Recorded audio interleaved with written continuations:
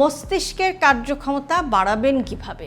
আপনি কি আগের মতো কিছু মনে রাখতে পারছেন না? একটি রুমে গিয়ে ভুলে যান কেন গিয়েছিলেন? কাজে মনোযোগ ধরে রাখতে কষ্ট হয়। অনেকেই ভাবেন যে বয়স বাড়ছে, এটা খুবই স্বাভাবিক। কিন্তু সুখবর হচ্ছে যে আমাদের মস্তিষ্ক সারা জীবন নতুন সংযোগ তৈরি করতে পারে। সঠিক অভ্যাসের মাধ্যমে আপনি আপনার স্মৃতি, মনোযোগ এবং মানসিক কার্যক্ষমতা কিন্তু উন্নত করতে পারেন। আজকের ভিডিওতে আমরা এমন 7টি বৈজ্ঞানিক অভ্যাসের কথা জানব যা আপনার মস্তিষ্ককে আরও সক্রিয় এবং কর্মক্ষম রাখতে সাহায্য করবে। আর ভিডিও একদম শেষে বলবো এমন একটি অভ্যাসের কথা যেটা না করলে বাকি 6টির উপকারও অনেকটাই কমে যেতে পারে। তাই ভিডিওটি আপনার জন্য খুব ইম্পর্টেন্ট। আমি আপনাদেরকে রিকোয়েস্ট করব ভিডিওটি না টেনে একদম শেষ পর্যন্ত দেখার জন্য।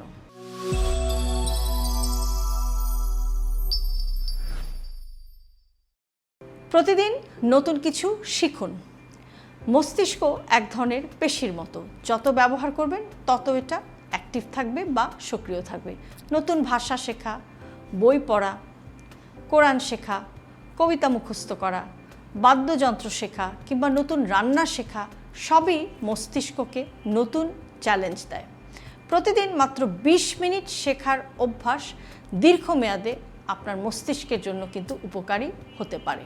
হাঁটুন, শুধু শরীর নয়, ব্রেনের জন্য এটা খুবই গুরুত্বপূর্ণ। অনেকেই জানেন হাঁটা হার্টের জন্য ভালো, কিন্তু নিয়মিত হাঁটা মস্তিষ্কেও একটা পজিটিভ ইম্প্যাক্ট বা ইতিবাচক প্রভাব ফেলতে পারে। প্রতিদিন 30 মিনিট একটু ব্রিস্ক ওয়াক বা দ্রুত হাঁটা রক্ত সঞ্চালন বাড়ায় এবং মস্তিষ্কে অক্সিজেন পৌঁছাতে সাহায্য করে। যদি 30 মিনিট সম্ভব না হয় তাহলে 10 মিনিট করে 3 বার হাঁটুন। ব্রেনের জন্য দেশি খাবার বেছে নিন। আপনার মস্তিষ্কের প্রিয় খাবারগুলো কিন্তু অনেক দামি দামি খাবার নয়। খাদ্য তালিকায় রাখুন দেশি মাছ, কেননা এদের মধ্যে ওমেগা 3 ফ্যাটি অ্যাসিড আছে। খাদ্য তালিকায় রাখুন ডিম, ডাল, পালং শাক, লাল শাক, পুঁই শাক, আখরোট অথবা চীনাবাদাম, পেয়ারা, আমড়া এই জাতীয় ফল। রঙিন শাকসবজি যত বেশি আপনি খাবেন তত আপনার ব্রেনের জন্য তো ভালোই, আপনার সারা শরীরের জন্যই ভালো। ঘুমকে কখনোই অবহেলা করবেন না। আপনি যতই পড়াশোনা করুন, যদি ভালো ঘুম না হয় তাহলে মস্তিষ্ক নতুন তথ্য সংরক্ষণে কিন্তু সমস্যা তৈরি করতে পারে। অর্থাৎ আপনি হয়তো অনেক পড়াশোনা করছেন, কিন্তু ঘুমটা যদি ঠিকমতো না হয় তাহলে সেই ইনফরমেশনগুলো কিন্তু আপনার ব্রেইনে ঠিকমতো সংরক্ষিত থাকবে না। প্রাপ্তবয়স্কদের জন্য সাধারণত 7 থেকে 8 ঘন্টা কোয়ালিটি স্লিপ বা মানসম্মত ঘুমের প্রয়োজন। ঘুমানোর 1 ঘন্টা আগে মোবাইল কম ব্যবহার করার চেষ্টা করুন। পানি কম খাবেন না, পানির পরিমাণটাও ঠিক রাখতে হবে। হালকা পানি শূন্যতাও অনেক সময় কিন্তু আপনার মনোযোগ এবং ক্লান্তিতে প্রভাব ফেলতে পারে। তৃষ্ণা পাওয়ার অপেক্ষা না করে সারাদিনে পর্যাপ্ত পরিমাণ পানি পান করুন। চা কফি পানি নয়, পানির বিকল্পও নয়, এটাও আপনাকে খেয়াল রাখতে হবে। অনেকে ভাবেন যে আমি তো অনেক বেশি চা কফি খাই, এটা দিয়েই পানির অভাব পূরণ হয়ে যাবে। কিন্তু খেয়াল রাখবেন, আবারও বলছি যে চা কফি কিন্তু পানি নয় বা পানির বিকল্প কিংবা অল্টারনেটিভও নয়। মানসিক চাপ নিয়ন্ত্রণ করুন। দীর্ঘদিনের অতিরিক্ত মানসিক চাপ মনোযোগ এবং স্মৃতিতে প্রভাব ফেলতে পারে। প্রতিদিন 10 মিনিট গভীর শ্বাস প্রশ্বাসের ব্যায়াম করুন। ধর্মচর্চা বা ধ্যান, মেডিটেশন, একটু নীরবে হাঁটা, ডায়েরি লেখা, এসব অভ্যাস মনকে শান্ত রাখতে সাহায্য করতে পারে। মানুষের সাথে কথা বলুন। একাকিত্ব শুধু মনের জন্য নয়, মস্তিষ্কের ওপরেও কিন্তু প্রভাব ফেলতে পারে।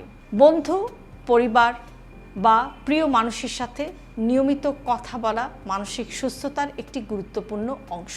সবচেয়ে গুরুত্বপূর্ণ টিপস, যেটা ভিডিওর শুরুতে বলেছিলাম যে একদম শেষে বলবো, সেটা হচ্ছে ভালো ঘুম।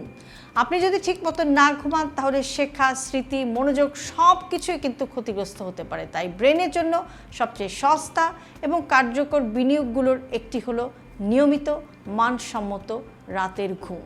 মস্তিষ্কের কার্যক্ষমতা বাড়ানোর কোনো ম্যাজিক ওষুধ নেই, বরং প্রতিদিনের ছোট ছোট অভ্যাসই বড় পরিবর্তন আনে।